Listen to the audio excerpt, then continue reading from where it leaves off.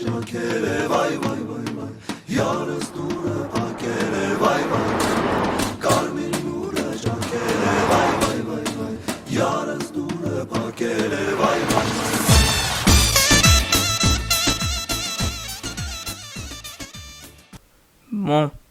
nous arrivons bientôt chez nos amis. Oui, mais où sommes-nous exactement? Dans les montagnes. Nous sommes à l'UV. Je te présente Mohamed Abou Wishta. C'est le chef de ce camp. Mohamed, voici Ben Rachid, celui que Youssef m'a conseillé et celui dont je t'ai parlé au téléphone. Enchanté. Comme elle l'a dit, je suis le chef de ce camp. Vois-tu, ce camp est idéalement placé. Nous sommes pas près des grandes villes, mais nous avons tout de même une ville à 30 km pour aller effectuer nos actions. Nous sommes au milieu des combats qui nous permettront d'installer un califat islamiste djihadiste. Tu as encore beaucoup à apprendre, mon petit. Dans ce camp, tu vas pouvoir apprendre tous les rudiments du combat. Oui, mon petit, oui.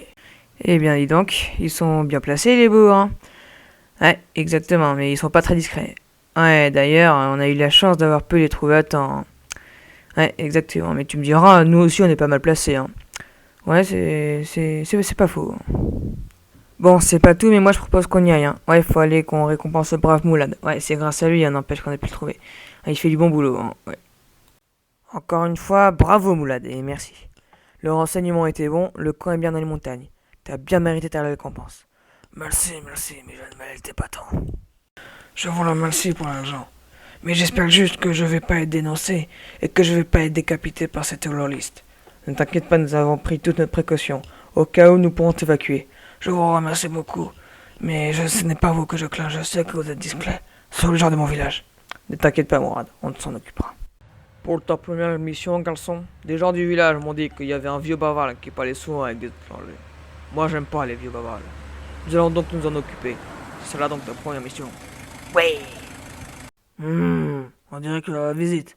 Mais qu'est-ce qui... Attention, il est armé, go, on y va. Alain, Francis, faut y aller, il y a les djihadistes qui arrivent.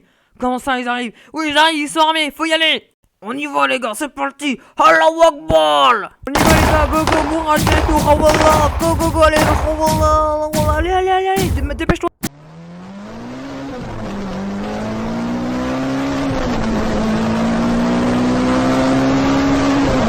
Harim d'Ahmdulillah, nous tenons quand même quelqu'un. Vite, embarquons-le. T'es quand même conscient qu'on vient de laisser Florent et Mourad aux mains des djihadistes. Je sais. Mais qu'est-ce que tu comptes faire? On va pas les laisser comme ça. Ils vont décapiter Mourad et pour Florent, ils vont vouloir une rançon s'ils vont pas le décapiter comme Daniel X. Mais je sais.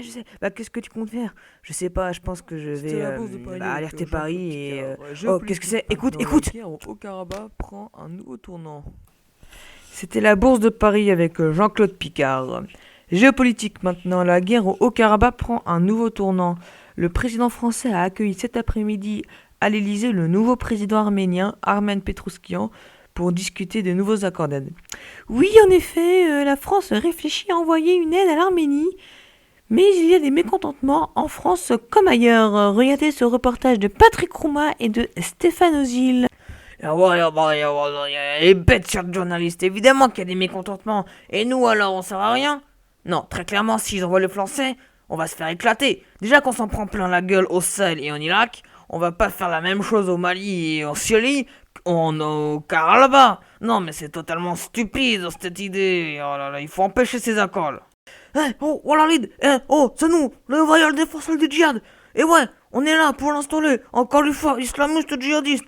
Ouais, c'est juste pour Walid. On a un étranger là, un type français. Et ouais, on sait pourquoi il est là. Donc toi là, Bernard Lémier, si tu veux le voir ton employé là, faut dire à ton patron de président de la République là, de pas signer les accords avec l'autre président arménien. C'est pareil pour ce chien d'arménien là, à la botte des Français. Donc voilà là, c'est fini. Donc si vous voulez le voir vivant, faut pas signer les accords, sinon on va les égorger. Et voilà, dépêchez-vous là. Allahu Akbar.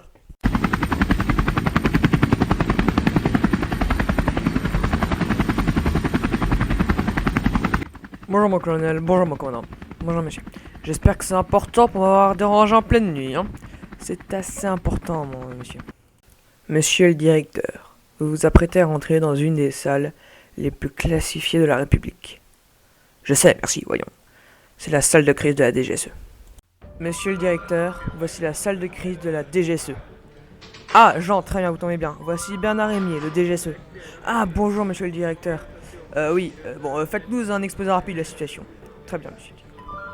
Un homme du service action, qui vient du centre parachutiste d'entraînement spécialisé, a été envoyé en opération au Karabakh, en rapport avec le dossier XDF 45 et 6-78.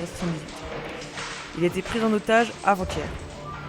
Nous avons reçu hier un message vidéo de ces terroristes qui le gardent en otage, qui nous demandent la non-intervention des Français dans le conflit, sous peine de tuer notre homme ainsi que sa source. Donc la non-intervention en rapport avec la visite du président arménien qui doit signer des accords avec le président français. Donc ils veulent pas ça sous peine de tuer notre source. Les opérateurs qui ont été envoyés en opération avec lui nous ont envoyé des alertes et des demandes de libération pour libérer notre arme, parce qu'ils connaissent l'emplacement. Ah oui, en effet, c'est complexe. Bon, et ben, je ne vois plus qu'une seule solution.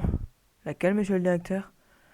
Donner l'assaut au camp, libérer les otages et éventuellement la destruction de ce camp.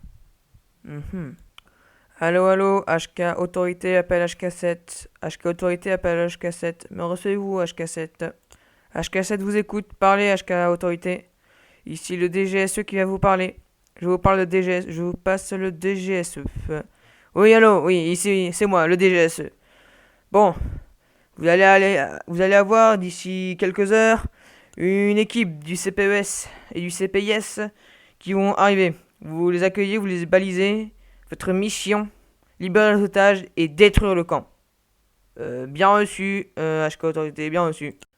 Messieurs, nous avons reçu ordre de Paris d'intervenir en Arménie, au Haut-Karabakh plus précisément, pour libérer notre camarade que vous savez pris en otage, ainsi qu'un de ses collaborateurs. Messieurs, nous allons donc atterrir clandestinement sur ce pays, libérer les otages et détruire le camp, donc ses occupants. Messieurs, pour la France, pour la DGS. Bon, à Raid, même scénario que quand on nous accueille, il y a un avion qui va arriver, donc tu sais ce que tu dois faire, hein. Pas de problème, messieurs. Mais qu'est-ce que c'est? On dirait un avion. Oui, mais qu'est-ce que c'est? Et il approche en plus. Bon sang, mais qu'est-ce qu'il fait avec l'avion? Il est pas dans l'axe de la piste, il va directement au camp des djihadistes. Mais non, mais non! Là-bas, des tanks, des partisans. Allons-y, Allahu Akbar! Go, les gars, on y va! Et regarde, ils sont là-bas, vite, allons les aider! Grenade!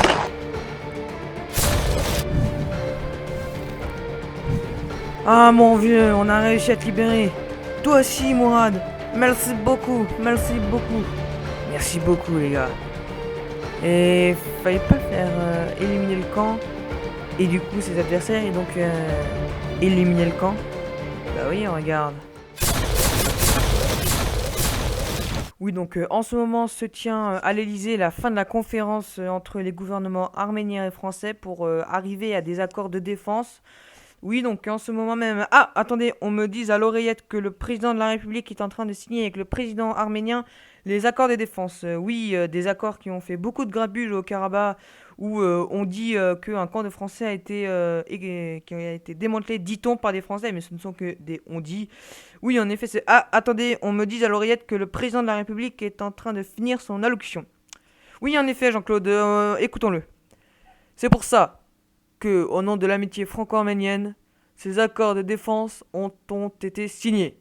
Vive l'amitié franco-arménienne, vive la France!